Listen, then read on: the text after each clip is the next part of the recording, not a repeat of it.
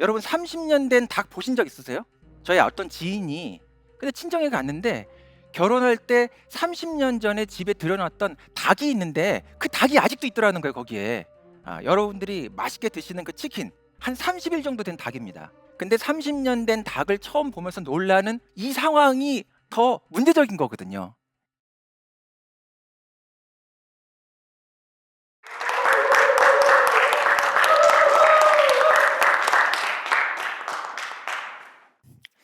안녕하세요. 네, 인문학자이면서 새로운 학교를 만드는 일을 하고 있는 함동균이라고 합니다. 만나 뵙게 되어서 반갑습니다. 여러분 2008년에 키아누 리브스라는 유명한 배우가 주연을 한 SF 영화인데요. 지구를 멈추는 날이라는 영화를 혹시 보신 분 있으십니까? 이 영화에서 외계인이 어, 지구를 방문하게 되는데요. 미국 국방부 장관이 이렇게 질문을 합니다. 당신은 인간의 친구인가요? 이렇게 질문을 하니까 그 외계인이 이렇게 답하죠. 아니, 나는 지구의 친구다. 이 영화가 쇼킹했던 이유는 인간의 친구와 지구의 친구가 같은 게 아니다. 인간이 지구의 적일 수도 있다라는 메시지를 던졌다는 점에서 쇼킹했는데요. 그리고 이렇게 대답을 한 다음에 이 외계인이 지구를 지키기 위해서 인간 박멸 작전을 시작합니다. 그리고 영화의 제목 그대로 지구가 멈추죠. 근데 사실 지금 이게 영화 바깥에서 현실이 되고 있습니다. 지금 지구가 멈췄습니다. 얼마 전에 있었던 그 학교의 종업식 현장을 보니까 교실에서 교사만 있고 학생이 하나도 없는 그런 어떤 그 교실의 현장을 보고 있고요. 또 관중이 하나도 없는 그런 축구장을 우리가 보고 있고요. 관객이 없는 그런 극장을 보고 있습니다. 전 세계적으로 볼 때 특히 서양에서 저녁 6시면은 통행 금지가 실시되고 있고 대부분의 상점이 지금 문을 닫았습니다. 지구가 멈춘 것입니다. 미래 학교에 대한 그림을 그리려고 하면은 미래가 어떤 것인가, 미래 사회가 어떤 것인가라고 하는 그런 생각을 먼저 하게 될 텐데요. 아마도 여러분의 머릿속에 대부분 미래 사회라고 하면은 첨단 기술 산업 사회의 어떤 이미지가 떠오를 것 같습니다.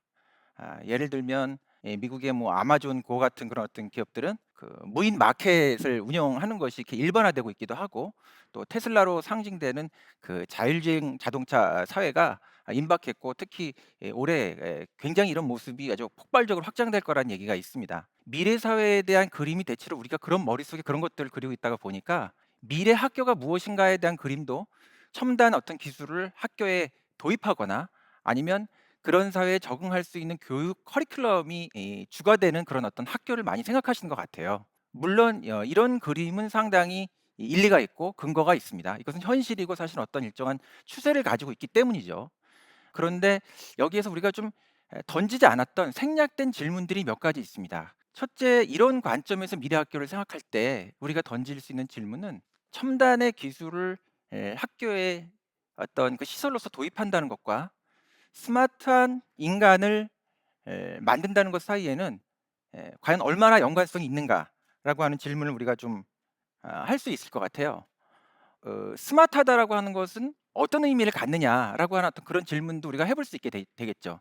지금 현행 교육 체제에서 스마트한 인간을 우리가 측정한다고 할 때 그 교육 측정의 어떤 기준이나 척도가 그 인간의 잠재성을 전면적으로 좀 이렇게 잘 보고 있는 것인지 또 삶의 실제적 경험 같은 것들을 이 척도가 잘 반영하고 있는 것인지에 대한 굉장히 많은 질문들이 있거든요.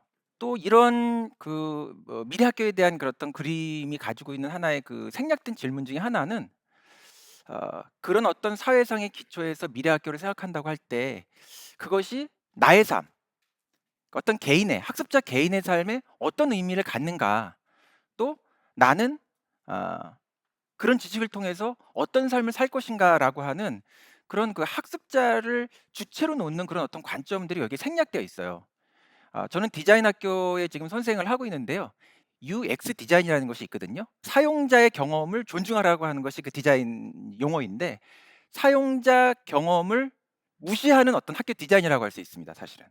그런 개인들이 모여서 하나의 사회를 이루게 되는데 그런 기술 사회에 그 근거한 교육 운영의 방향이 우리가 어떤 삶을 살려고 하는 것인가, 우리 공동체가 어떤 사회를 원하는 것인가에 대한 공동체에 대한 어떤 가치 제한적 질문이 또 생략이 돼 있어요. 굉장히 큰 문제점이라고 생각이 되는데요. 기술 선도 사회에서 소위 명문 학교라고 하는 데일수록 이 가치 지향적 질문을 굉장히 중요하게 생각합니다.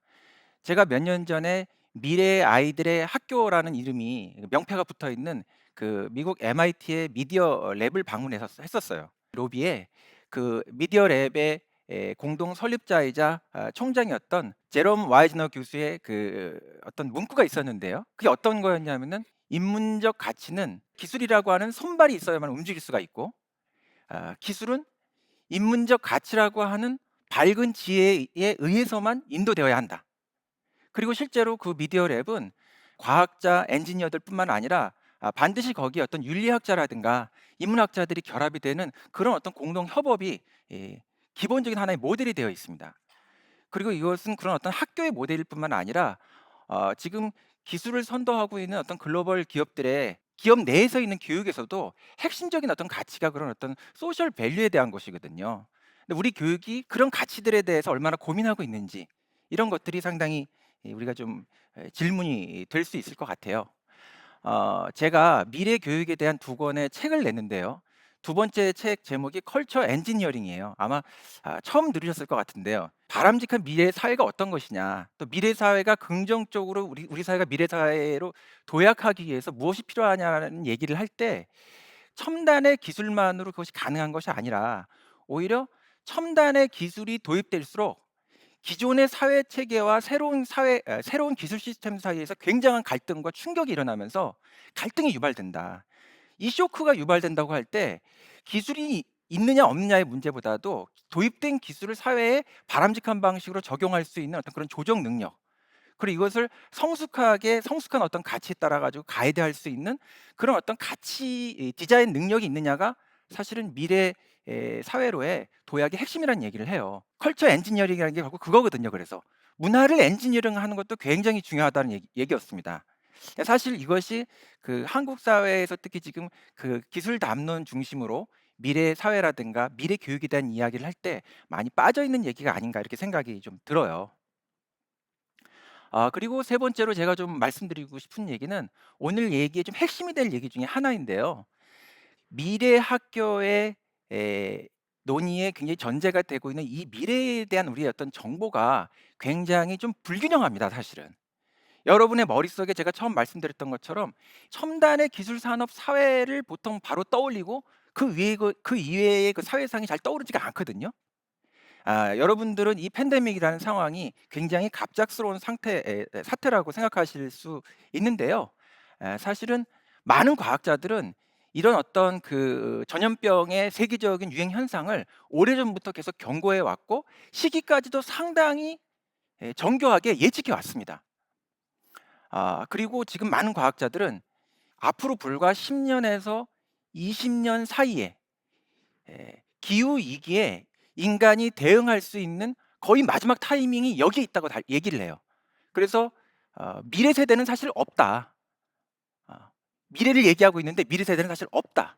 아, 당장 여기에 우리가 이런 문제에 대응하는 일에 착수해야 된다는 얘기를 하고 있거든요. 그리고 이런 일들이 그러면 왜 일어났는가에 대한 이야기를 할 때 예외 없이 뭐 디테일한 어떤 차이는 있겠지만, 그것이 팬데믹이든 기후 위기든 매우 공격적이고 어떻게 보면 멈출 줄 모르는 어떤 문명의 경제 시스템, 특히 이것은 굉장히 무한한 욕망, 또 어떤 과잉된 소비, 과잉된 생산을 계속 유통시키고 순환시키는 이 폭주 기관차 같은 이런 경제 시스템이 사실 만든 하나의 그 인간의 재난이라는 얘기를 다들 하고 있거든요.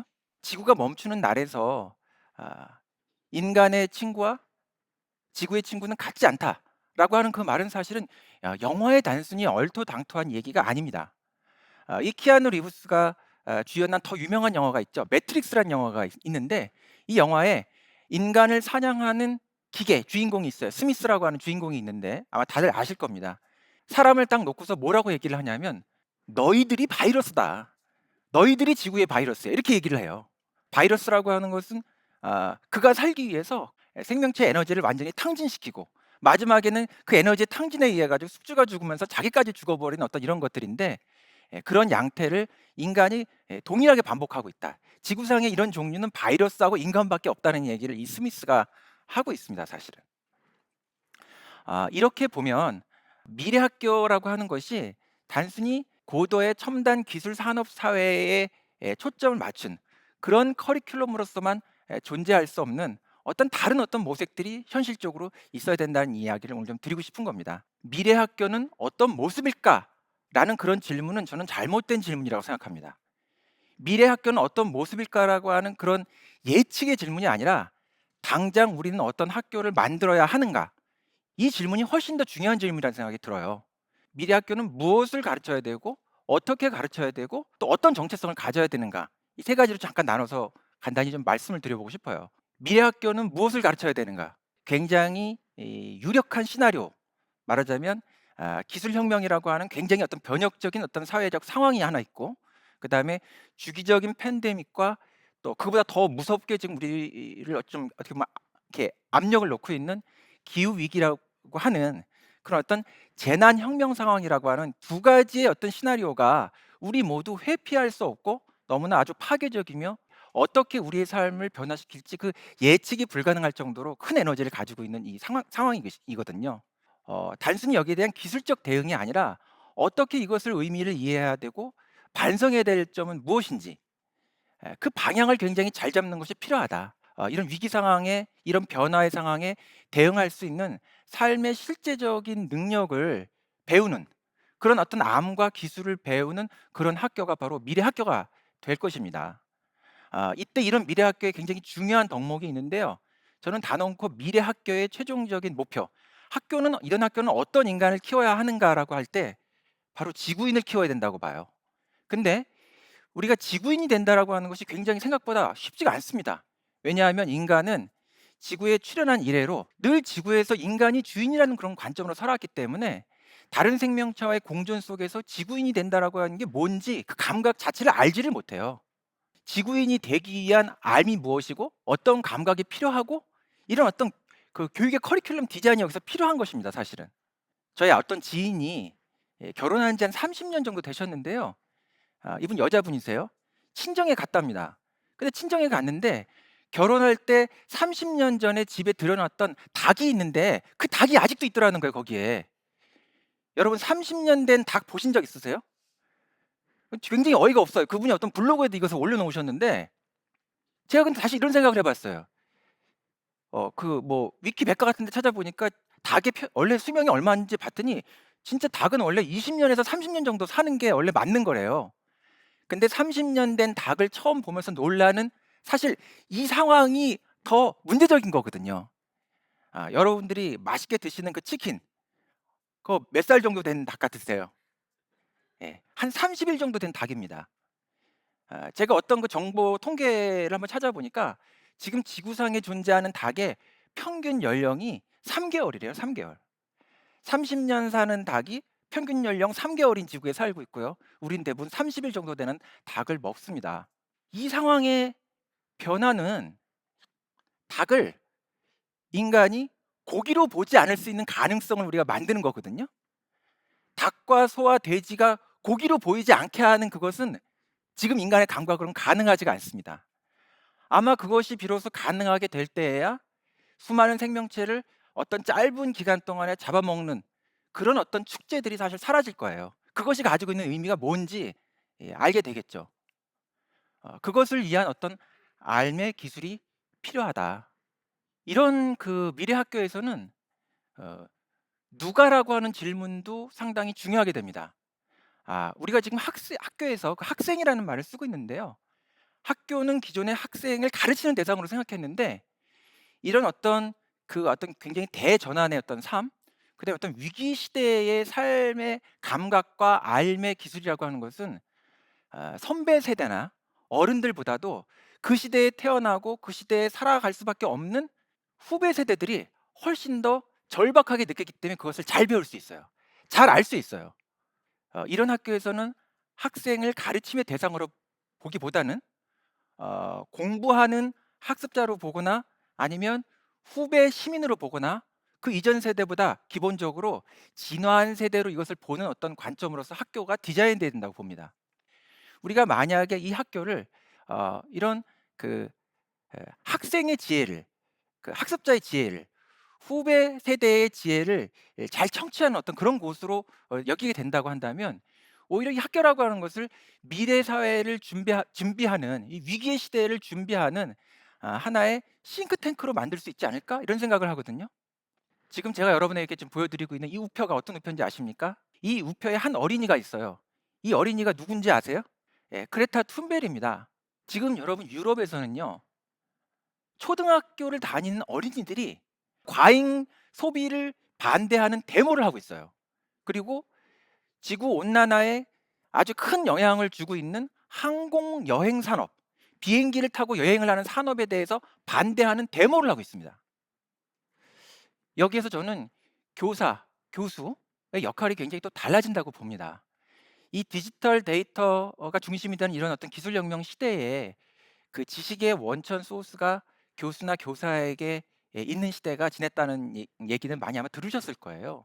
근데 저는 이게 교사나 교수의 역할이 없어지는 것이 아니라 굉장히 실제적으로 변화해야만 하고 변할 수 있는 가능성을 억지로 부여한 굉장히 중요한 어떤 상황이라고 봅니다. 아 이런 시대의 그 학교의 그 교사는 학생들의 그 삶의 실질적 성장을 돕는 어떤 그런 어떤 코치, 멘토 역할을 하고요. 학생들을 이 세상과 연결시켜 주는 어떤 그런 커뮤니케이터, 큐레이터 역할을 교사들이 할 수 있다고 봐요. 정말 이런 실제적인 역할을 해야 된다고 봅니다.